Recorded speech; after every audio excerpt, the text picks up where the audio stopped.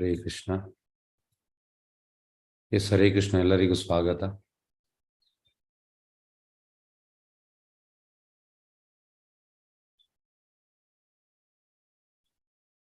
ಶ್ರೀಮದ್ ಭಾಗವತಂ 3ನೇ ಸ್ಕಂದ 12ನೇ ಅಧ್ಯಾಯ ಶ್ಲೋಕ 11. ಹರೇ ಕೃಷ್ಣ.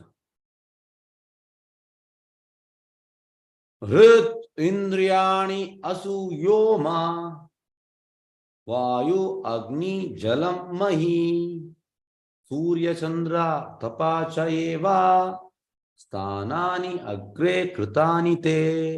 ಅನುವಾದ ಮದ್ಭಾವಾರ್ಥ ಬೈ ಶ್ರೀವಾಂಗ್ರೇಜ್ ಅಭಯ ಶರಣಾರವಿಂದ ಭಕ್ತಿವೇದನ್ ಸ್ವಾಮಿ ಶ್ರೀಲ ಪ್ರಭುಪಾದ್ ಕಿ ಜೈ. ನನ್ನ ಪ್ರಿಯ ಬಾಲಕನೇ, ಹೃದಯ, ಇಂದ್ರಿಯಗಳು, ಪ್ರಾಣವಾಯು, ಆಕಾಶ, ವಾಯು, ಅಗ್ನಿ, ಜಲ, ಭೂಮಿ, ಸೂರ್ಯ, ಚಂದ್ರ ಮತ್ತು ತಪಸ್ಸು ಈ ಸ್ಥಾನಗಳನ್ನ ವಾಸಸ್ಥಳವಾಗಿ ಈಗಾಗಲೇ ಆಯ್ಕೆ ಮಾಡಿದ್ದೇನೆ. ಈಗ ರುದ್ರನಿಗೆ, ಶಿವನಿಗೆ ಅವನ ತಂದೆ ಬ್ರಹ್ಮ ಇದೆಲ್ಲ ಸ್ಥಾನವನ್ನು ಕೊಟ್ಟಿದ್ದಾನೆ, ಆಯ್ಕೆ ಮಾಡಿದ್ದಾನೆ. ಯಾವುದೆಲ್ಲ?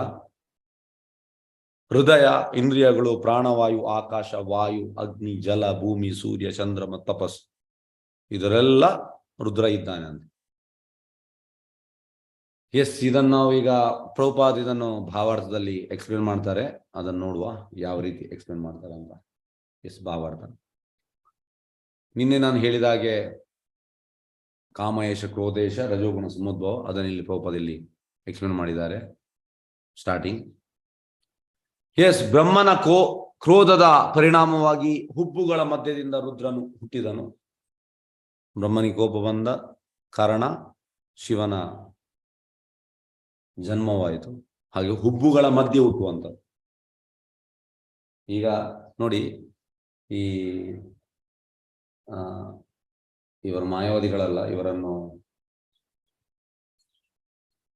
ಯಾವ ಸೆಗ್ಮೆಂಟ್ಗೆ ತಗೊಳ್ಬಹುದು? ಮಾಯಾವಾದಿಗಳಂದ್ರೆ Shankara followers. They know the Vedas and they do. ಹೇಗೆಂದ್ರೆ ಪ್ರಭುಪಾದರುವಂಥದ್ದು ಅವ್ರು ಸ್ವಲ್ಪ ತಪಸ್ಸು ಕೂಡ ಮಾಡ್ತಾರೆ. ಅಂದ್ರೆ ಎಂತ ಹೇಳುವಂಥದ್ದು, ಬೆಳಿಗ್ಗೆ ಬೇಗ ಎದ್ದು ಶಾಸ್ತ್ರ ಓದುವಂಥದ್ದು. ಆದರೆ conclusion is wrong. Conclusion wrong. ಬ್ರಹ್ಮ ಸತ್ಯ, ಜಗತ್ ಮಿಥ್ಯ. ಇಲ್ಲದ್ರೆ ಅವ್ರದ್ದು ಕೂಡ ಸ್ವಲ್ಪ ಶಕ್ತಿ ಇರ್ತದೆ ಪ್ರಭುಪಾದರುವಂಥದ್ದು. ಹಾಗಾಗಿ ಮಾಯಾವಾದಿ ಸನ್ಯಾಸಿಗೆ ಅಡ್ಡ ಬೀಳ್ಬೋದು ಅಂತ ಹೇಳ್ತಾರೆ ಪ್ರಭುಪಾದ. ಯಾಕೆಂದ್ರೆ ಈಸ್ accumulating lot of ಪುಣ್ಯ. But conclusion is wrong. Conclusion ಅಂತಂದ್ರೆ ಬ್ರಹ್ಮ ಸತ್ಯ, ಜಗತ್ ಮಿಥ್ಯ. ಜಗತ್ ಸುಳ್ಳು ಅಲ್ಲ, ಜಗತ್ತು ಕೂಡ ಭಗವಂತ ಅಂದ್ರೆ. ಮತ್ತೆ ಹೇಗೆ ಅಂದ್ರೆ ಈಗ ನಾವು ಇಲ್ಲಿದ್ದೇವೆ, ಮತ್ತೆ ದೇವರಲ್ಲಿ ಒಂದಾಗುವಂಥದ್ದು ಬ್ರಹ್ಮಜ್ಯೋತಿ. ಅದಕ್ಕಿಂತ ಮೇಲೆ ಗೊತ್ತಿಲ್ಲ ಅವರಿಗೆ. ಈಗ ತುಂಬಾ ಸಂಸ್ಥೆಗಳುಂಟು, ಸೋಕಾಲ್ಡ್ ತುಂಬಾ ಗುರುಗಳಿದ್ದಾರೆ. ನನ್ನ ಹೆಸರು ಹೇಳುವುದಿಲ್ಲ, ಹೆಸರು ಹೇಳಿದ್ರೆ ಈಗ ತುಂಬಾ ಹೆಸರುಂಟು. ಹಾಗಾಗಿ ದೇ ಆರ್ ನೈದರ್ ಮಾಯವಾದೀಸ್, ನಿರಾಕಾರವಾದಿಗಳು ಅಂತ ಹೇಳ್ಬೋದು. ಎಸ್, ಸ್ವಲ್ಪ ಮಟ್ಟಿಗೆ ಹೇಳ್ಬೋದು ಅವರು ನಿರಾಕಾರವಾದಿಗಳಂತ. ಯಾಕಂದ್ರೆ ಅವರು ದೇವರಿಗೆ ಆಕಾರ ಇಲ್ಲ ಅಂತ ಹೇಳ್ತಾರೆ. ಹಾಗಾಗಿ ಅವರನ್ನು ಆ ಮಾಯಾವಾದಿ ಇದಕ್ಕೆ ಕೂಡ ಅವರನ್ನು ಮಟ್ಟಕ್ಕೆ, ಯಾಕೆಂದ್ರೆ ಮಾಯಾವಾದಿಗಳು they are far better than these people. ಹಾಗೆ ಈ ಸಂಸ್ಥೆ, ಯಾಕೆಂದ್ರೆ ನಾನು ಪುಸ್ತಕ ವಿತರಣೆ ಹೋಗುವಾಗ ಇಂಥ ಸಂಸ್ಥೆಗಳು ತುಂಬಾ ಮಂದಿ ಉಂಟು. ಅವರು ಕೂಡ ಪುಸ್ತಕ ಸ್ಟಾಲ್ ಆಗ್ತಾರೆ. ತುಂಬಾ ಎಲ್ಲ ಫೇಮಸ್ ಸಂಸ್ಥೆಗಳು. ಅವರು ಹೇಳುವಂಥದ್ದು ಎಂತ ಅಂದ್ರೆ, ಈ ಆತ್ಮ ಕೂಡ ಈ ಎರಡು, ಅದಕ್ಕೆ ಯಾಕೆ ಹೇಳ್ತಾ ಇದ್ದೆ ಅಂದ್ರೆ ಇಲ್ಲಿ ರಿಲೇಟ್ ಆಗ್ತದೆ. ಈ ಎರಡು ಹುಬ್ಬಿನ ಮಧ್ಯದಿಂದ ಬರುವುದಂತೆ. ಆಕ್ಚುಲಿ ಶಿವ ಬರುವಂಥದ್ದು. ಅವರದ್ದು ಪುಸ್ತಕದಲ್ಲಿ ನನಗೆ ಕೂಡ ಭಗವದ್ಗೀತೆ, ನಮ್ದು ಕೂಡ ಭಗವದ್ಗೀತೆ ಉಂಟಂತ. ಅದರಲ್ಲಿ ಎಂತ ಮಾಡಿದ್ದಾರೆ ಅಂದ್ರೆ ಶ್ರೀ ಭಗವಾನ್ ವಾಚ ಉಂಟು. ಅದು ಅಲ್ಲಿ ಎಂತ ಮಾಡಿದ ಅಂದ್ರೆ ಶ್ರೀ ಶಿವ ಭಗವಾನ್ ವಾಚ ಎಂತೆಂತೆಂತ ಆಡ್ ಮಾಡಿದ್ದಾರೆ. ಆ ಪುಸ್ತಕ ಓದಿದ್ರೆ ನಾವು ಗುಂಡಿಗೆ ಬೀಳೋದು ಗ್ಯಾರಂಟಿ. ಹಾಗೆ ಅವ್ರು ಹೇಳುವಂಥದ್ದು, ಆತ್ಮ ಈ ಎರಡು ಉಬ್ಬಿನ, ನೀವು ಯಾವುದಾದ್ರು ಸಂಸ್ಥೆ ಇದರಿಂದ ಬರುವುದಂತ ಕೇಳಿದ್ರೆ ಅದು ಬೋಗಸ್. ಆತ್ಮ ಹೃದಯದಲ್ಲಿ ಇರುವಂಥದ್ದು. ಇದಕ್ಕೆ ಭಗವದ್ಗೀತೆಯಲ್ಲಿ ಭಗವಂತ ಹೇಳ್ತಾನೆ, 18 ಚಾಪ್ಟರ್ ಅಲ್ಲಿ ಉಂಟು ಶ್ಲೋಕ. ಹೃದಯ ಭಾಗದಲ್ಲಿ ಇರುವುದೊಂದು ಉಂಟು. ಆದ್ರೆ ಹುಬ್ಬಿನ ಮಧ್ಯದಿಂದ ಹುಟ್ಟುವಂಥದ್ದು ರುದ್ರ.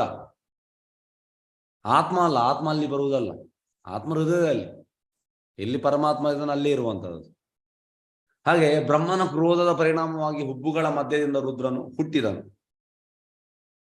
ರಜೋಗುಣ ಮತ್ತು ತಮೋಗುಣ ಭಾಗ ಸ್ಪರ್ಶದಿಂದ ಜನಿಸಿದನು. ರಜೋಗುಣ ಮತ್ತೆ ತಮೋಗುಣದ ಭಾಗ ಸ್ಪರ್ಶ. ಹೀಗೆ ಆಗಿರುವ ರುದ್ರನ ಸೃಷ್ಟಿಯು ಅರ್ಥ ಗರ್ಭಿತವಾದದ್ದಾಗಿದೆ. ಅರ್ಥ ಗರ್ಭಿತ ನೋಡಿ ಇದು.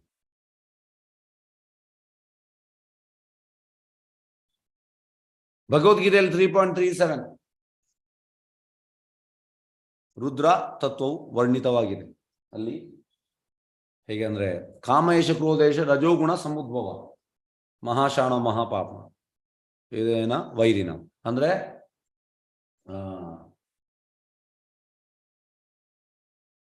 ಕ್ರೋಧ ಬರುವಂಥದ್ದು ಕಾಮದಿಂದ. ಹಾಗಾಗಿ ಈ ಕಾಮವು ಎಲ್ಲವನ್ನು ನುಂಗಿ ಹಾಕುವ ಶತ್ರು ಅಂತ ಅಲ್ಲಿ ಭಗವಂತ ಹೇಳ್ತಾನೆ. ಹಾಗೆ ಕ್ರೋಧ ಬರುವುದು ಯಾವಾಗ? ಯಾವಾಗ ನಮ್ಮ ಡಿಸೈರ್ ಸ್ಯಾಟಿಸ್ಫೈ ಆಗದಾಗ ಆಗ ನಮ್ಗೆ ಕೋಪ ಬರ್ತದೆ. ಮತ್ತೆ ಕ್ರೋಧದಿಂದ ನಾವು ಎಂತೆಂತ ಮಾಡ್ತೇವೆ, ನಮ್ಮ ವಿನಾಶ ಕೂಡ ಆಗ್ಬೋದು ಕ್ರೋಧದಿಂದ. ಹಾಗೆ ಕ್ರೋಧ ಒಳ್ಳೇದಲ್ಲ, ಒಳ್ಳೇದಲ್ಲ. ಕಾಮವು ರಾಜಸ ಗುಣದ ಪರಿಣಾಮವಾಗಿದೆ. ರಜೋಗುಣ ಅಂದ್ರೆ ಬೇಕು ಬೇಕು ಬೇಕು ಬೇಕು, ಡಿಸೈರ್. ಡಿಸೈರ್ ಅಂದ್ರೆ ನನಗೆ ತುಂಬಾ ಫೇಮಸ್ ಆಗ್ಬೇಕು, ಈ ಡಿಸೈರ್ ಬರ್ತದೆ. ಭಕ್ತಿಯಲ್ಲಿ ಬಂದ ಮೇಲೆ ಕೂಡ ಬರ್ತದೆ. ಭಕ್ತಿಯಲ್ಲಿ ಬಂದ ಮೇಲೆ ಕೂಡ ಬರ್ತದೆ. ಯಾಕೆಂದ್ರೆ ನಾವು ವಿಟ್ನೆಸ್, ಟೀಚರ್ಸ್ ಅನ್ನೆಲ್ಲ ನೋಡಿದ್ದೇವೆ. ಯಾಕೆ ಪ್ರೆಸಿಡೆಂಟ್ ಇದು ಮಾತು ಕೇಳಲಿಕ್ಕೆ ಆಗುದಿಲ್ಲ? ಯಾಕಂದ್ರೆ ನನಗೆ ಫೇಮಸ್ ಆಗ್ಬೇಕು, ಅದಕ್ಕೆ ಬಿಟ್ಟು ಹೋಗುವಂಥದ್ದು, ಬೇರೆ ಯಾವುದು ಉದ್ದೇಶ ಅಲ್ಲ. ನನ್ನ ಫಾಲೋವರ್ಸ್, ನನ್ನ ಜನರು, ಇದೆಲ್ಲ ಬರ್ತದೆ. ಇದೆಲ್ಲ ರಜೋಗುಣದ ಪ್ರಭಾವ. ಹಾಗಾಗಿ ರಜೋಗುಣದಲ್ಲಿ ಇಂಥದ್ದೆಲ್ಲ ಬರ್ತದೆ. ಅಂದ್ರೆ ಫೇಮಸ್ ಆಗುವ, ನನಗೆ ಫೇಮಸ್ ಆಗ್ಬೇಕು, ನಾನು ಕ್ಲಾಸ್ ಮಾಡುವಾಗ ಎಲ್ಲರೂ ಬರಬೇಕು, ನನಗೆಲ್ಲರೂ ಜೈಕಾರ ಆಗ್ಬೇಕು, ನಾನು ಹೇಳಿದಾಗ ಆಗ್ಬೇಕು, ನಾನು ಗ್ರೇಟ್, ಇಂಥದ್ದೆಲ್ಲ ನಮಗೆ ಬರ್ತದೆ.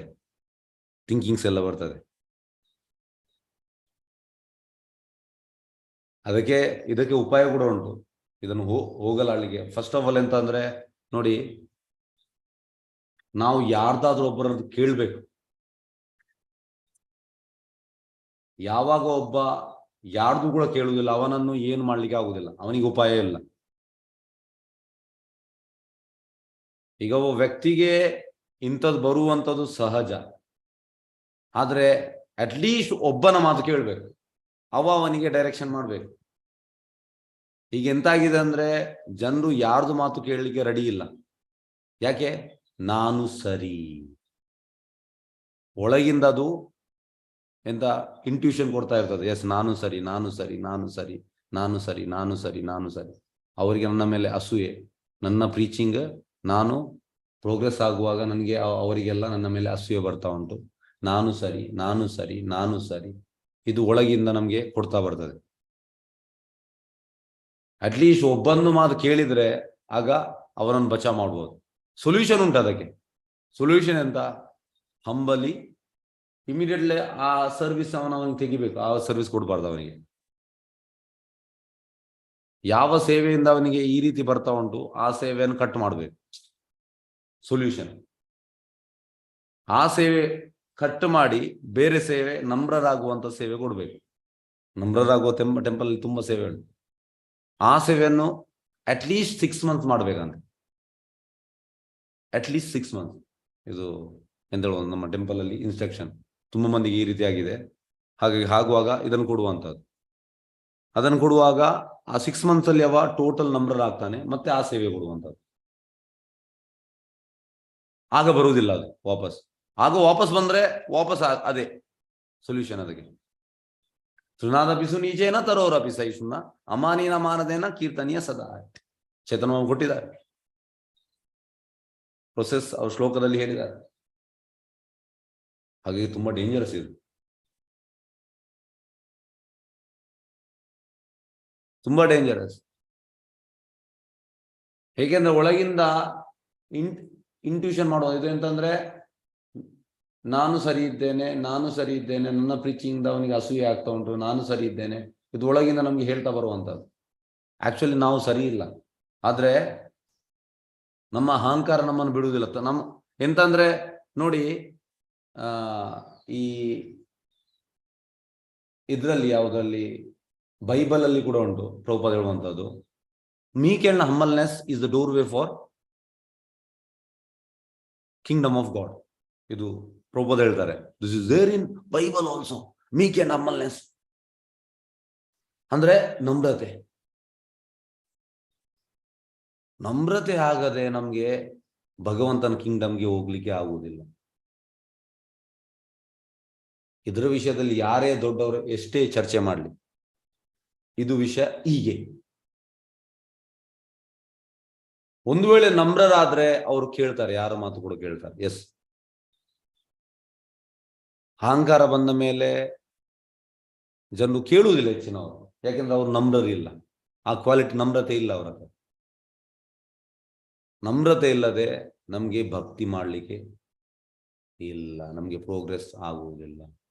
ನಮ್ಗೆ ಇನ್ನೊಬ್ಬರು ನೋಡುವಾಗ ಅಸೂಯೆ ಬರುವಂಥದ್ದು, ಇದು ತುಂಬಾ ಸಹಜ. ಒಟ್ಟಿಗೆ ಹೇಗೆಂದ್ರೆ ಎಂತಾಗ್ತದಂದ್ರೆ, ನಾನು ಕಳೆದ 10 ವರ್ಷ ದೇವಸ್ಥಾನದಲ್ಲಿದ್ದೇನೆ, ನಾನು ನೋಡಿದ್ದೇನೆ ದೇವಸ್ಥಾನದಲ್ಲಿ ಹೇಗೆಂದ್ರೆ, ಎಲ್ಲರಲ್ಲ 10ರಲ್ಲಿ 1 ಕೇಸ್ ಇಂಥದ್ದು ಬರ್ತದೆ.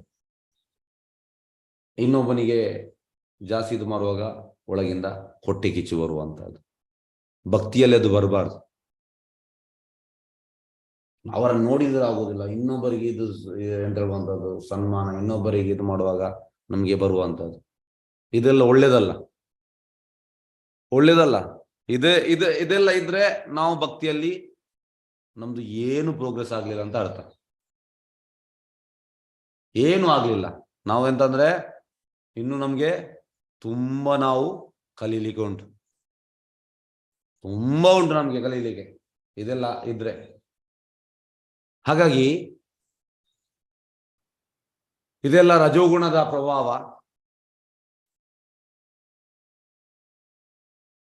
ರಜೋಗುಣ ಮತ್ತೆ ತಮೋಗುಣದ ಪ್ರಭಾವ. ಸ್ವಲ್ಪ ತಮೋಗುಣ, ಸ್ವಲ್ಪ ರಜೋಗುಣ. ನಾವ್ ಸತ್ವಗುಣ ಕೂಡ ಸತ್ವಗುಣದಲ್ಲಿ ಬಂದ್ರೆ ಅಟ್ಲೀಸ್ಟ್ ಅವ ಪೀಸ್ಫುಲ್ ಆಗಿರ್ತಾನೆ. ಎಸ್, ಯಾರಿಗೂ ಕೂಡ ಕ್ರೆಡಿಟ್ ಸಿಗಲಿ, ಯಾರು ಕೂಡ ಎಸ್, ಅವ ತುಂಬಾ ಪೀಸ್ಫುಲ್ ಆಗಿರ್ತಾನೆ. ಅವ ಒಂದು ಕೆಲಸ ಮಾಡ್ತಾ ಹೋಗ್ತಾನೆ. ಅವರಿಗೆ ಇದು ನನ್ನ ಸ್ಟೂಡೆಂಟ್ಸ್, ನನ್ನ ಫಾಲೋವರ್ಸ್, ಇದು ಯಾವುದೇ ಇರುವುದಿಲ್ಲ. ಅವನ ಎಸ್ ಆಸ್ ಎ ಡ್ಯೂಟಿ ಅವ ಮಾಡ್ತಾ ಇರ್ತಾನೆ. ದಿಸ್ ಈಸ್ ಸತ್ವಗುಣ. ಹಾಗಾಗಿ ನಾವೇ ಸೆಲ್ಫ್ ಅಸೆಸ್ಮೆಂಟ್, ನಾನು 18 ಚಾಪ್ಟರ್ ಅಲ್ಲಿ ಕ್ಲಾಸ್ ಮಾಡುವಾಗ ಹೇಳ್ತೇವೆ ಸೆಲ್ಫ್ ಅಸೆಸ್ಮೆಂಟ್. ಸೆಲ್ಫ್ ಅಸೆಸ್ಮೆಂಟ್ ಅಂದ್ರೆ ನಾವು ಯಾರಿಗೆ ಹೇಳ್ಬೇಕಂತಿಲ್ಲ, ನಾವು ನಮ್ಮನೆ ನೋಡ್ಬೇಕು. ಕನ್ನಡಿ ತಗೊಂಡು ನಾವು ಮುಖವನ್ನು ನೋಡ್ಬೇಕು. ನಾವು ಎಸ್, ನಮ್ದು ಈಗ ನಾವು ತಮಗುಣದಲ್ಲಿದ್ದೇವಾ, ರಜೋಗುಣದಲ್ಲಿದ್ದೇವೆ, ನಾವು ಸತ್ವಗುಣದಲ್ಲಿದ್ದೇವ. ಸತ್ವಗುಣದಲ್ಲಿ ಡಿವೋಷನಲ್ ಸರ್ವಿಸ್ ಬಿಗಿನ್ಸ್. ಇದರ ಅರ್ಥ ಎಂತ? ತಮೋಗುಣ ಮತ್ತು ರಜೋಗುಣದವರಿಗೆ ಕೃಷ್ಣ ಪ್ರಜ್ಞೆ ಇಲ್ಲ ಅಂತಲ್ಲ, ಅವರಿಗೆ ಕೂಡ ಕೃಷ್ಣ ಪ್ರಜ್ಞೆ ಉಂಟು. ಆದ್ರೆ ಅವರು ಕೇಳಲಿಕ್ಕೆ ರೆಡಿ ಇರಬೇಕು. ಯಾವಾಗ ಅವರು ಕೇಳಲಿಕ್ಕೆ ರೆಡಿ ಇಲ್ಲ, ಯಾರ್ದಾದ್ರು ಒಬ್ಬರನ್ನು ಕೇಳಲಿಕ್ಕೆ ರೆಡಿ ಇರಬೇಕು. ಯಾರು ಅವನಿಗಿಂತ ಭಕ್ತಿಯಲ್ಲಿ ಸ್ವಲ್ಪ ಯಾರು ಮೇಲೆ ಇದ್ದಾನೆ ಅವೊಂದು ಕೇಳಲಿಕ್ಕೆ ರೆಡಿ ಇರಬೇಕು, ಇಲ್ಲದೇ ಆಗುವುದಿಲ್ಲ. ಯಾವಾಗ ನಾವು ಕೇಳಲಿಕ್ಕೆ ರೆಡಿ ಇಲ್ಲ ಎಂತ ಹೇಳುವಂತದ್ದು, ಏನು ಯಾರು ಯಾವುದೇ ಶಾಸ್ತ್ರ ಏನು ಯಾರನ್ನು ಅಂದ್ರೆ ಅವನನ್ನು ಏನ್ ಮಾಡ್ಲಿಕ್ಕೆ ಆಗುದಿಲ್ಲ. ಅವನ ಎಂತಂದ್ರೆ ಎಸ್ ಹಣೆ ಬರ ಇಷ್ಟೇ ಅಂತ ನಾವು ಬಿಡ್ಬೇಕಷ್ಟೇ, ಏನ್ ಮಾಡ್ಲಿಕ್ಕೆ ಆಗುದಿಲ್ಲ, ಕೇಳಲಿಕ್ಕೆ ರೆಡಿ ಇಲ್ಲದವರಿಗೆ. ಹಾಗಾಗಿ ಕಾಮವು ರಾಜಸ ಗುಣದ ಪರಿಣಾಮವಾಗಿದೆ. ಎಸ್, ನೆಕ್ಸ್ಟ್, ಕಾಮ ಮತ್ತು ಹಂಬಲಗಳು ತೃಪ್ತಿಗೊಳ್ಳದಿದ್ದಾಗ ಕ್ರೋಧದ ಲಕ್ಷಣವು ಕಾಣಿಸಿಕೊಳ್ಳುತ್ತದೆ. ಎಸ್,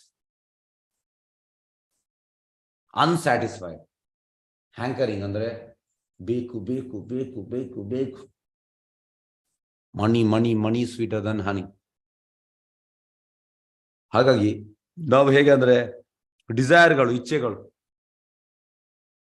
ಇದು ಸ್ಯಾಟಿಸ್ಫೈ ಆಗದಾಗ ಕ್ರೋಧ ಬರ್ತದೆ. ಅದು ಬದ್ಧಾತ್ಮನ ಭೀಕರ ಶತ್ರು. ಈ ಬಹು ಪಾಪ ಭರಿತ ಮತ್ತು ಹಾನಿಕರವಾದ ರಾಜಸವು ಅಹಂಕಾರವಾಗಿ, ಎಂದರೆ ಎಲ್ಲವೂ ನಾನೇ ಎನ್ನುವ ಮಿಥ್ಯಾಂಕಾರದಲ್ಲಿ ಕೇಂದ್ರೀಕೃತವಾದ ವರ್ತನೆಯಿಂದ ಪ್ರತಿನಿಧಿತವಾಗುತ್ತದೆ. ನೋಡಿ, ನಾನೇ ನಾನೇ ನಾನೇ ನಾನೇ ಅದೊಂದು ಪದ್ಯ ಉಂಟಲ್ಲ, ಹಾಗೆ ಇದು ನಮ್ಮನ್ನು ನಾನು ನಾನು ನಾನು ನಾನು ನಾನು ನನ್ನಿಂದಲೇ ಆಗುವಂಥದ್ದು, ನಾನಿಲ್ಲದ್ರೆ ಎಂತ ಇಲ್ಲ, ಈ ರೀತಿ ನಮಗೆ ಯೋಚನೆ ಬರ್ತದೆ. ಆಕ್ಚುಲಿ ಹೇಗಂದ್ರೆ ನೋಡಿ, ನಾವು ಆಕ್ಚುಲಿ ಇನ್ಸ್ಟ್ರೂಮೆಂಟ್. ನಾನು ಮಾಡದಿದ್ರೆ ಇನ್ನೊಬ್ಬ ಮಾಡ್ತಾನೆ, ನನ್ನಿಂದಲೇ ಆಗುವುದಲ್ಲ. ಇದನ್ನು ನಾವು ತೆಗಿಬೇಕು. ನನ್ನಿಂದಲೇ ಇಲ್ಲ, ನನ್ನಿಂದ ಏನು ಆಗುವುದಿಲ್ಲ. ಹೇಗೆಂದ್ರೆ ಒಬ್ಬರು ಲಾಸ್ಟ್ ಯಾವಾಗ ಜೂನಲ್ಲಿ ಒಬ್ಬರು ಬಿಟ್ಟು ಹೋಗುವಾಗ, ನಾನು ಬಿಟ್ಟು ಹೋದ್ರೆ ಯಾವ್ದು ಆಗುದಿಲ್ಲ, ನಡೆಯುವುದಿಲ್ಲ ಅಂತ ಹೇಳಿದ್ರು. ನಡೀತಾ ಉಂಟು. ಇನ್ನೊಬ್ರು ಇನ್ನೊಂದು ಸಮಯ ಬಿಟ್ಟು ಹೋಗುವ ಅವ್ರು ಕೂಡ ಹೇಳಿದ್ರು, ನಾನು ಬಿಟ್ಟು ಹೋದ್ರೆ ಎಲ್ಲ ನಿಲ್ತದೆ. ಇಲ್ಲ, ಚಂದವಾಗಿ ಗೌರವ ಪೂರ್ಣಿಮೆ ಎಲ್ಲ ಆಯ್ತು. ಯಾರಿಂದ ನಿಲ್ಲುವುದು? ಯಾಕೆಂದ್ರೆ ಭಗವಂತ ಇನ್ನೊಬ್ಬನನ್ನು ಕಳಿಸ್ತಾನೆ. ಭಗವಂತ ಮಾಡಿಸುವಂಥದ್ದು, ನಾವು ಮಾಡುವುದಲ್ಲ. ಇದಕ್ಕೆ ಒಂದು ಉದಾಹರಣೆ ಕೊಡ್ತೇನೆ. ಈ ಉದಾಹರಣೆ ನಮ್ಗೆ ತುಂಬಾ ಸೂಕ್ತ. ಈ ಉದಾಹರಣೆ ನಾವು ಗಡಿ ಗಡಿ ಗಡಿ ಗಡಿ ಗಡಿ ಕೇಳ್ತಾ ಇರ್ಬೇಕು. ಇದು ಭಕ್ತಿ ತೀರ್ಥ ಮಹಾರಾಜ್, ಇದು ಉದಾಹರಣೆ. ಭಕ್ತಿ ತೀರ್ಥ ಮಹಾರಾಜ್, ಸತ್ಸ್ವರೂಪ್ ಮಹಾರಾಜ್ ಇದು ಎಂತ ಹೇಳುವಂಥದ್ದು ಸೆಕ್ರೆಟರಿ ಆಗಿದ್ರು. ಅಂದ್ರೆ ಪ್ರಭುಪಾದ ಡಿಸೈಪಲ್. 1971 ನಲ್ಲಿ ಅವರು ಬಂದು ಭೇಟಿಯಾದರು. ಮತ್ತೆ ಅವರಿಗೆ ಎಂತ ಹೇಳುವಂಥದ್ದು, he was a well educated, ತುಂಬಾ ಎಂತ ಹೇಳುವಂಥದ್ದು, he was a ತುಂಬಾ ಏಬಲ್ ಪರ್ಸನ್. ಹಾಗೆ ಅವರಿಗೆ ಸತ್ಸ್ವರೂಪ್ ಮಹಾರಾಜ್ ಅವರು ನಮಗೆ ಸೆಕ್ರೆಟರಿ ಆಗಬೇಕು, ಯಾಕೆ ನಿನ್ಗೆ ಜಾಯ್ನ್ ಆಗಬಾರ್ದ ಅಂತ. ಮತ್ತೆ ಅವ್ರು ಜಾಯ್ನ್ ಆದ್ರು. ಮತ್ತೆ ಪ್ರಭುಪಾದ್ ಅವರಿಗೆ ಇನಿಷಿಯೇಷನ್ ಕೂಡ ಮಾಡಿದ್ರು. ಮತ್ತೆ ಮತ್ತೆ ಸನ್ಯಾಸ ದೀಕ್ಷೆ ಕೂಡ ಅವ್ರಿಗೆ ಸಿಕ್ತು. ಆದ್ರೆ ಪ್ರಭುಪಾದ್ ಕೊಟ್ಟದಲ್ಲ, ಸತ್ಸ್ವರೂಪ್ ಮಹಾರಾಜ ಕೊಟ್ಟದ್ದು 78 ಅಲ್ಲಿ. ಹಾಗೆ ಎಂತ ಆಯ್ತಂದ್ರೆ ಕಾಲೇಜ್ ಪ್ರೀಚಿಂಗ್ ಎಲ್ಲ ಅವರನ್ನು ಯೂಸ್ ಮಾಡಿದ್ರು ತುಂಬಾ. ಯಾಕೆಂದ್ರೆ he was a well educated. ಹಾಗೆ ಅವರನ್ನು he was a black American. ಹಾಗೆ ಅವರನ್ನು ಆಫ್ರಿಕಾಗೆ ಕಳಿಸಿದ್ರು. ಆಫ್ರಿಕಾದಲ್ಲಿ ಈ ಬಿಕೇಮ್ ಎ ಕಿಂಗ್ ಅಂದ್ರೆ he was known as lion ಅಂತ. ಪ್ರೀಚಿಂಗ್ ತುಂಬಾ ವಿಗರಸ್ ಪ್ರೀಚಿಂಗ್. ಆ ರೀತಿ ಪ್ರೀಚಿಂಗ್ ಮಾಡಿ ಮಾಡಿ ಮಾಡಿ ಮಾಡಿ ಮಾಡಿ ಮಾಡಿ ಅವರ ಎಲ್ಲ ರಿಪೋರ್ಟ್ ಒಂದ್ ದಿವಸ ಅವ್ರು ಬಂದಿದ್ರು ಪ್ರಭುಪಾದನ ಭೇಟಿ ಆಗ್ಲಿಕ್ಕೆ. ಮತ್ತೆ ತಮ್ಮಲ್ ಕೃಷ್ಣ ಮಹಾರಾಜ್ ಅವರು ರಿಪೋರ್ಟ್ ಓದ್ತಾ ಇದ್ರು. ತಮ್ಮಲ್ ಕೃಷ್ಣ ಮಹಾರಾಜ್ ಫಸ್ಟಿಗೆ ಹೇಳಿದ್ರು ಪ್ರಭುಪಾದ್ಗೆ, he has become ಪ್ರೌಡ್ ಅಂತ. ಯಾಕೆ ನೀವು ಎಣಿಸಿ, ಒಂದು ಆಫ್ರಿಕಾದಲ್ಲಿ ಪೂರ್ತಿ ಅವರದ್ದು ಪ್ರೀಚಿಂಗ್ಗೆ ಅವರಿಗೆ ಅಷ್ಟು ಸನ್ಮಾನ ಅಷ್ಟು ಸಿಗ್ತಾ ಉಂಟು.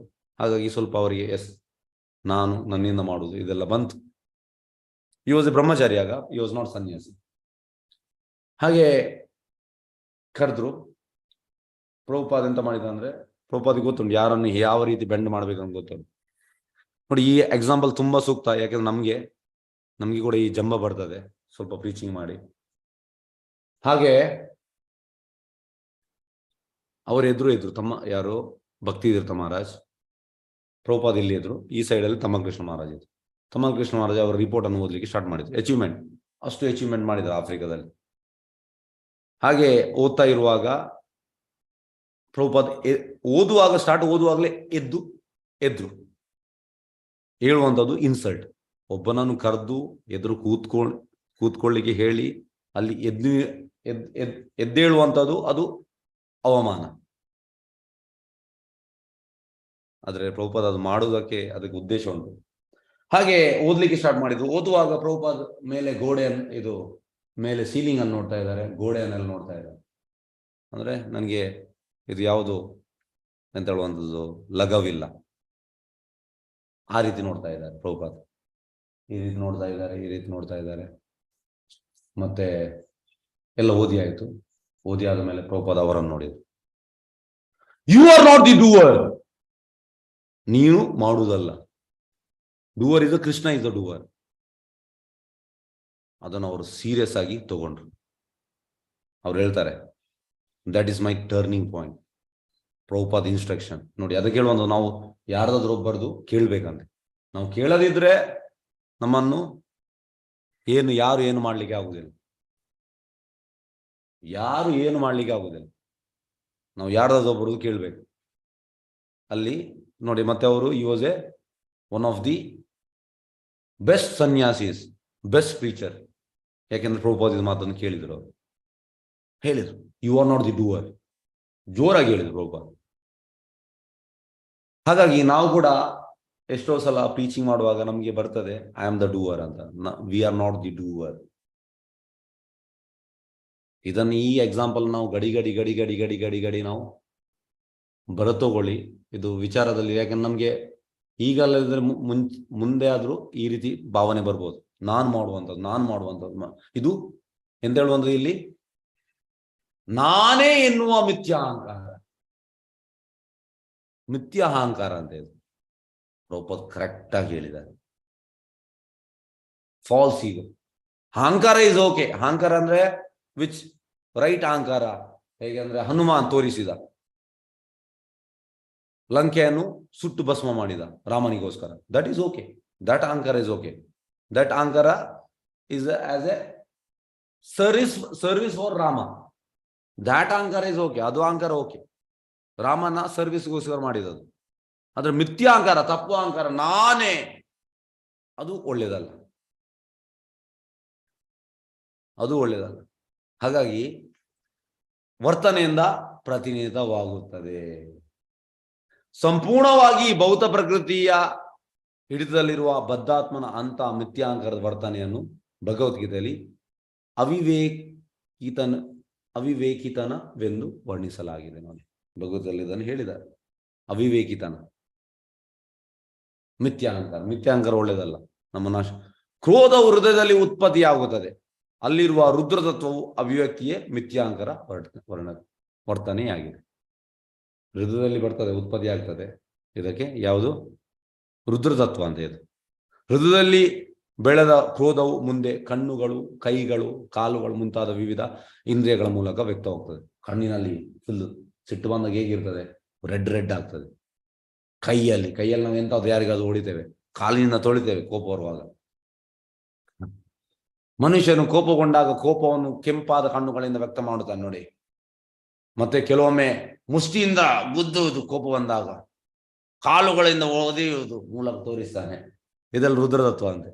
ರುದ್ರತತ್ವದ ಈ ಪ್ರದರ್ಶನವು ಅಂತ ಸ್ಥಳಗಳಲ್ಲಿ ರುದ್ರನು ಇದ್ದಾನೆ ಎಂಬುದಕ್ಕೆ ಸಾಕ್ಷಿ. ಎಷ್ಟು ಚಂದ ಮಾಡಿ ಪ್ರಭುಪಾದ ಹೇಳಿದ್ದಾರೆ, ಎಕ್ಸ್ಪ್ಲೇನ್ ಮಾಡಿದ್ದಾರೆ ನೋಡಿ.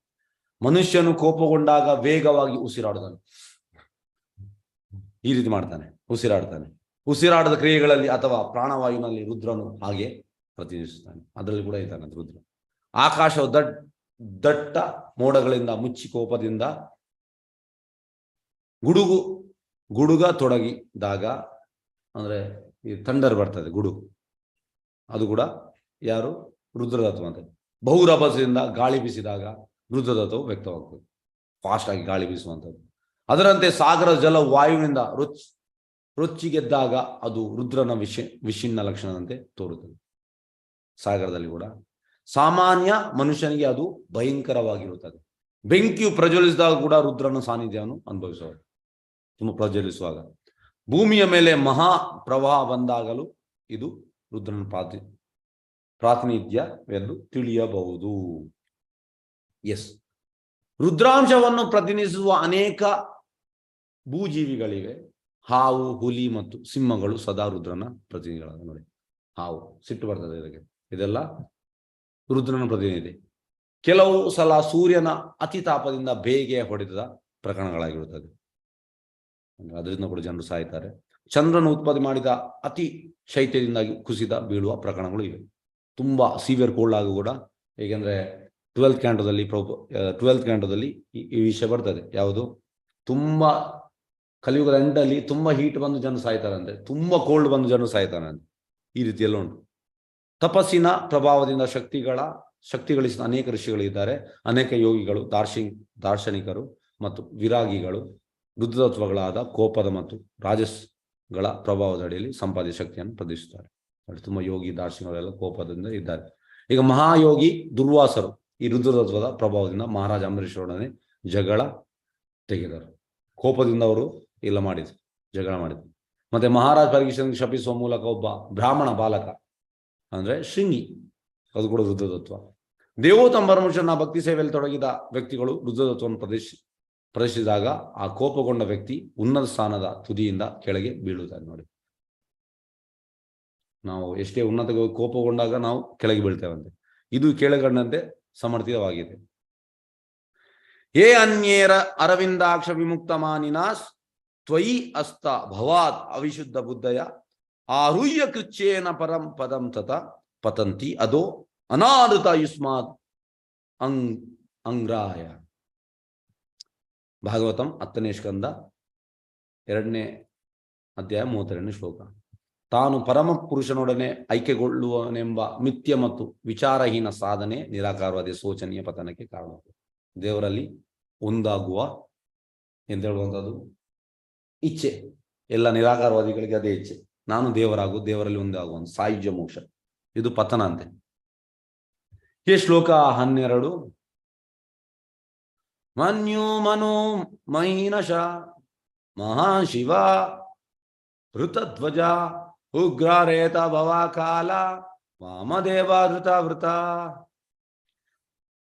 ಬ್ರಹ್ಮನು ಹೇಳಿದನು, ನನ್ನ ಪ್ರೀತಿಯ ಬಾಲಕ ರುದ್ರನೇ, ನೀನು ಮನ್ಯು, ಮನು, ಮಹೀನಶ, ಮಹಾನ್ ಶಿವ, ಋತಧ್ವಜ, ಉಗ್ರರೇತ, ಭವ, ಕಾಲ, ವಾಮದೇವ ಮತ್ತು ವೃತ ಎನ್ನುವ ಇತರ 11 ಹೆಸರುಗಳನ್ನು ಪಡೆದಿದ್ದೀಯ. ಇದೆಲ್ಲ 11 ಶಿವನ ಹೆಸರುಗಳು, ರುದ್ರನ ಹೆಸರುಗಳು. ಶ್ಲೋಕ 13. ದೀರ್ಘತಿ ರಸಲ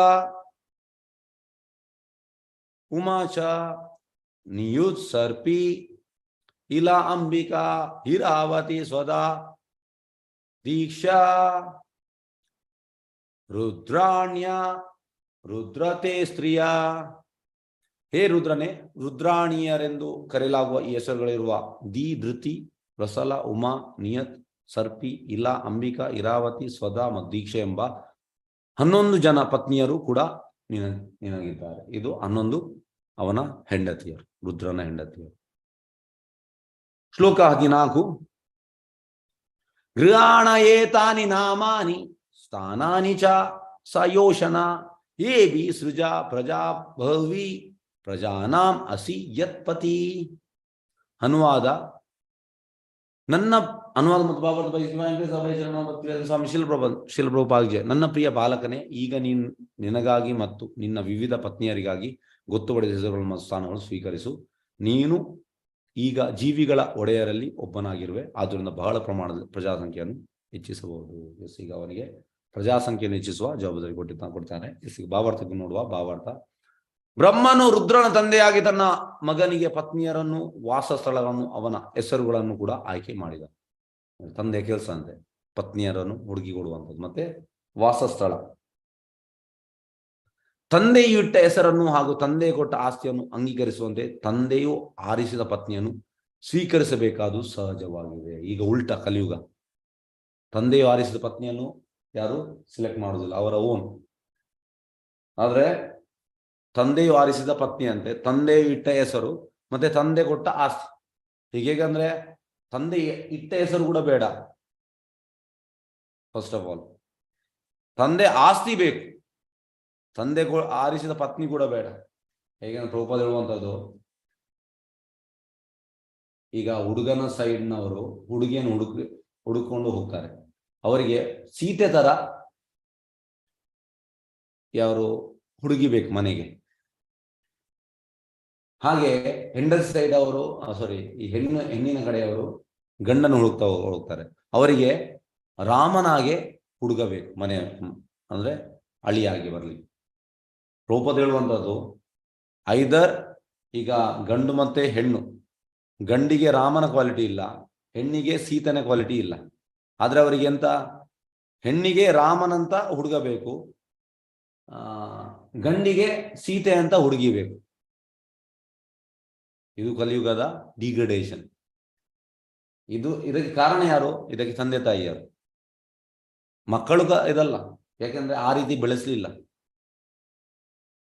ರಾಮನಂತ ಗುಣ ಇಲ್ಲ ಮಗನಿಗೆ, ಮಗಳಿಗೆ ಸೀತೆ ಅಂತ ಗುಣ ಇಲ್ಲ. ಹಾಗಾಗಿ ಮಿಸ್ಟೇಕ್ ಮಕ್ಕಳಿಗೆ ಮಿಸ್ಟೇಕ್ ಅಲ್ಲ, ಮಿಸ್ಟೇಕ್ ತಂದೆ ತಾಯಿದು ಮಿಸ್ಟೇಕ್. ತಂದೆ ತಾಯಿ ಆ ರೀತಿ ಎಂತ ಹೇಳುವಂಥದ್ದು ಬೆಳೆಸಿದ್ದಾರೆ, ಪ್ರಭುಪಾದ ಹೇಳ್ತಾರೆ ಒಂದು ಕಡೆ. ಹಾಗೆ ಓಕೆ ಎಸ್ ಎಲ್ಲಿ ಇತ್ತು, ಓಕೆ, ತಂದೆಯು ಆರಿಸಿದ ಪತ್ನಿಯನ್ನು ಸ್ವೀಕರಿಸಬೇಕಾದ ಸಹಜವಾದ. ಹೇಗೆಂದ್ರೆ ಪ್ರಭುಪಾದ ಎಕ್ಸಾಂಪಲ್, ಪ್ರಭುಪಾದಿಗೆ ಮದುವೆ ಆದ ಮೇಲೆ ಪ್ರಭುಪಾದಿಗೆ ಏನು ಹೆಂಡತಿ ಮೇಲೆ ಇಷ್ಟ ಇರಲಿಲ್ಲ. ಹಾಗಾಗಿ ಪ್ರಭುಪಾದ ಎಂತ ಮಾಡಿದ್ರು ಅಂದ್ರೆ ಇನ್ನೊಂದು ಮದುವೆ ಆಗ್ಲಿಕ್ಕೆ ಆ ಟೈಮಲ್ಲಿ ಎಲ್ಲ ಹೊಡೆಯಿತು. ಇದು ಪ್ರಭುಪಾದ ಆದದ್ದು 1916 ಆದದ್ದು ಪ್ರಭುಪಾದ ಮದುವೆ. ಹಾಗೆ ಆ ಟೈಮಲ್ಲಿ ಎಲ್ಲ ಆಗುತ್ತೆ. ಆದ್ರೆ ಅವರ ತಂದೆ ಹೇಳ್ತಾರೆ ಬೇಡ ಅಂತ. ಪ್ರಭುಪಾದ ಹೇಳ್ತಾರೆ ನನಗೆ ನನ್ನ ಹೆಂಡತಿ ಮೇಲೆ ಅಟ್ರಾಕ್ಷನ್ ಇಲ್ಲ. ಅದಕ್ಕೆ ಪ್ರಭುಪಾದ ಹೇಳ್ತಾರೆ ಒಳ್ಳೇದಾಯ್ತು, ಯಾಕೆಂದ್ರೆ ಅಟ್ರಾಕ್ಷನ್ ಇಲ್ಲ ಅದು ಒಳ್ಳೇದೇ, ಯಾಕೆಂದ್ರೆ ನಿನಗೆ ಸ್ಪಿರಿಚುವಲ್, ಯಾಕೆಂದ್ರೆ ಸ್ಪಿರಿಚುವಲ್ ಅಲ್ಲಿ ಮುಂದೆ ಹೋಗ್ಬೋದು. ಮತ್ತೆ ಪ್ರಭುಪಾದ ಹೇಳ್ತಾರೆ ಲೇಟರ್ 70s ಅಲ್ಲಿ ಶಿಷ್ಯರಿಗೆ, it was my father's blessing, I was going to marry second one, but it was my father's blessing. ಹಾಗೆ ತಂದೆಯು ಆರಿಸಿದ ಪತ್ನಿಯನ್ನು ಸ್ವೀಕರಿಸಬೇಕಾದು ಸಹಜವಾಗಿದೆ. ಅದು ಜಗತ್ತಿನ ಪ್ರಜಾವೃದ್ಧಿಯ ಸಾಮಾನ್ಯ ಕ್ರಮವಾಗಿದೆ. ಇದಕ್ಕೆ ಪ್ರತಿಯಾಗಿ ಕುಮಾರರು ತಮ್ಮ ತಂದೆಯ ಕೊಡುಗೆಯನ್ನು ಒಪ್ಪಿಕೊಳ್ಳಲಿಲ್ಲ. ಆದ್ರೆ ಕುಮಾರರು ಒಪ್ಪಲಿಲ್ಲ. ಇದು ಕೂಡ ಸರಿಯಂತೆ. ಯಾಕೆ? ಏಕೆಂದ್ರೆ ಅವರು ಅಸಂಖ್ಯಾತ ಪುತ್ರರ ಸೃಷ್ಟಿಯ ಕಾರ್ಯಕ್ಕಿಂತ ಬಹು ಉನ್ನತ ಮಟ್ಟದಲ್ಲಿ ಇದ್ದರು. ನೋಡಿ ಹೇಗೆಂದ್ರೆ ನನಗೆ ಇದು 2018 ಒಬ್ಬರು, ಅವರಿಗೆ ಈಗ ಒಂದು 61 years ಆಗಿದೆ.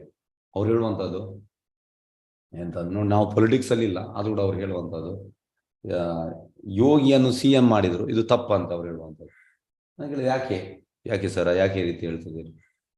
ತುಂಬಾ ಒಂದು ಉನ್ನತ ಮಟ್ಟದ ಹುದ್ದೆಯಲ್ಲಿದ್ದಾರೆ, ದೊಡ್ಡ ಆಫೀಸರ್. ಹಾಗೆ ಯಾಕೆಂದ್ರೆ ಈಸ್ ಎ ಬ್ರಹ್ಮಚಾರಿ, ಓನ್ಲಿ ಗೃಹಸ್ಥ ಕ್ಯಾನ್, ಅವ್ರು ಹೇಳುವಂಥದ್ದು ಗೃಹಸ್ಥ ಈ ಕ್ಯಾನ್ ಡೂ ರೆಸ್ಪಾನ್ಸಿಬಿಲಿಟಿ ಪ್ರಾಪರ್ಲಿ ಅಂತೆ. ಈಗ ಹೇಗೆ ಅಂದ್ರೆ ಪ್ರಹ್ಲಾದ್ ಮಹಾರಾಜ್ 5 ವರ್ಷ ಇರುವಾಗ ಅವ್ರು ಹೇಳ್ತಾರೆ ಎಂತಂದ್ರೆ ಈ ಎಂತ ಇದು ಯಾವ್ದು ಹೇಳುವಂಥದ್ದು ಗೃಹಮೇಧಿನವ್ರು ಎಂತ ಮಾಡ್ತಾರೆ, ಗೃಹಸ್ಥನವ್ರು ಗೃಹಮೇಧಿನವ್ರು, ಅದು ತುಚ್ಛಂ ಅಂತ ಹೇಳ್ತಾರೆ.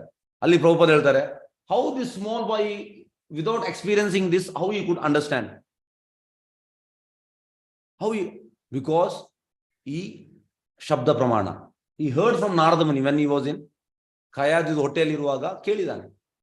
ಹಾಗಾಗಿ ಅದು ಎಕ್ಸ್ಪೀರಿಯನ್ಸ್ ಮಾಡಿ ಬರ್ಬೇಕಂತಿಲ್ಲ, just by understanding you can. ನೋಡಿ, ಫಸ್ಟ್ ಆಫ್ ಆಲ್ ನಾವು ಪೊಲಿಟಿಕ್ಸ್ ಅಲ್ಲಿ ಇಲ್ಲ, ಆ್ಯಂಡ್ ಎಂತ ಹೇಳುವಂಥದ್ದು ಇದು ಅವ್ರು ಹೇಳಿದಕ್ಕೆ ನಾನು ಇಲ್ಲಿ ಸೂಕ್ತ ಆಗ್ತದೆ, ಅದಕ್ಕೆ ನಾನು ಹೇಳುವಂಥದ್ದು. ಹಾಗೆ ಇಲ್ಲಿ ಅಪ್ರಿಷಿಯೇಟ್ ಮಾಡ್ತಾ ಇದ್ದಾರೆ 4 ಕುಮಾರಾಸ್, ದೇ ಆರ್ ಬ್ರಹ್ಮಚಾರಿ. ಯಾಕೆಂದ್ರೆ ಅವರನ್ನು ಇಲ್ಲಿ ನಿಂದಿಸ್ತಾ ಇಲ್ಲ, ತಂದೆಯ ಮಾತು ಕೇಳಲಿಲ್ಲ. ಅದೇ ತಂದೆ ಮಾತು ಕೇಳ್ಬೇಕಂತ ಸ್ಟಾರ್ಟಿಂಗ್ ಅಲ್ಲಿ ಹೇಳಿದ್ದಾರೆ, ಇಲ್ಲಿ ತಂದೆಯ ಮಾತು ಕೇಳಲಿಲ್ಲ, ಆದ್ರೂ ಕೂಡ ಅವರನ್ನು ಅಪ್ರಿಷಿಯೇಟ್ ಮಾಡ್ತಾ ಇದ್ದಾರೆ. ಯಾಕೆಂದ್ರೆ they are meant for the higher cos.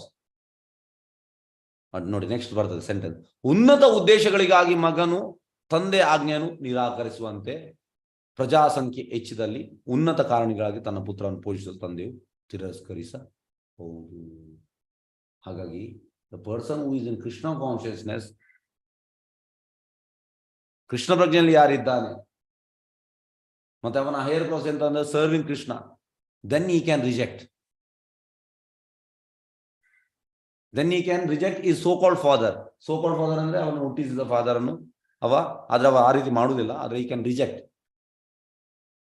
but he is not rejecting his real father, spiritual master. He is a real father. ಹೇಗೆಂದ್ರೆ Veda is the mother, spiritual master is the father. ದ್ವಿಜ, twice born. Initiation ಅಂದ್ರೆ ಆಧ್ಯಾತ್ಮಿಕ ಗುರು ತಂದೆ ಆಗ್ತಾರೆ, ವೇದ ತಾಯಿ ಆಗುವಂಥದ್ದು. ಹಾಗಾಗಿ ಯಾರು ಕೃಷ್ಣ ಪ್ರಜ್ಞೆಯಲ್ಲಿ ಇದ್ದಾನೆ ಅವನಿಗೆ ಅವನ ಸೋಕಾಲ್ಡ್ ಫಾದರ್ ಅನ್ನು ರಿಜೆಕ್ಟ್ ಮಾಡ್ಬೋದಂತೆ, ಅವನ ಆಜ್ಞೆಯನ್ನವ ಕೇಳದೇ ಇರ್ಬೋದು. ಯಾಕೆ? ಹೈಯರ್ ಕಾಸ್, ಯಾಕಂದ್ರೆ is ready for the service of Krishna. Yes, ಇದನ್ನು ನಾವಿಲ್ಲಿ ತಿಳಿಬೇಕು. ಹರೇ ಕೃಷ್ಣ. ಹಾಗಾಗಿ ನೋಡಿ, ನಾವು ಹೆಚ್ಚಿನ ಸತಿ ನಾವು ಓದುವಾಗ ಎಂತ ಆಗ್ತದೆ ಅಂದ್ರೆ, ನಾವು ನಮ್ಮ ತಲೆಯಲ್ಲಿ ಎಂತ ಉಂಟು ಅದನ್ನು ನಾವು ಅಂಡರ್ಸ್ಟ್ಯಾಂಡ್ ಮಾಡ್ತೇವೆ, ಆ ರೀತಿ ಅಲ್ಲ. ಅದಕ್ಕೆ ನೋಡಿ, ಈ ಪ್ಯಾರಾಗ್ರಾಫ್ ಸಣ್ಣ ಪ್ಯಾರಾಗ್ರಾಫ್, ಆದ್ರೆ ನಾವು ಯಾವ ರೀತಿಯಲ್ಲಿ ನಾವು ಅರ್ಥ ಮಾಡ್ತೇವೆ ಅದು ಮುಖ್ಯ. ಅದಕ್ಕೆ ಈ ರೀತಿ ಎಕ್ಸ್ಪ್ಲನೇಷನ್ ಕ್ಲಾಸ್ ಇರುವಂಥದ್ದು, ನಮ್ಮ ಅಂಡರ್ಸ್ಟ್ಯಾಂಡಿಂಗ್ ಅನ್ನು ಸರಿ ಮಾಡಲಿಕ್ಕೆ. ಪ್ರಭುಪಾದ ಹೇಳುವಂಥದ್ದು, first you read shastra, then you understand through devotees who have understood what is the mood and mission of Prabhupada. Read Shastra, understand through devotees, then you apply it. ಮತ್ತೆ ನಾವು ನಮ್ಮ ಜೀವನದಲ್ಲಿ ಅಳವಡಿಸುವಂಥದ್ದು. ಎಸ್, ಹರೇ ಕೃಷ್ಣ. ಯಾವ ಪ್ರಶ್ನೆಯಲ್ಲಿ ಕೇಳಬಹುದು?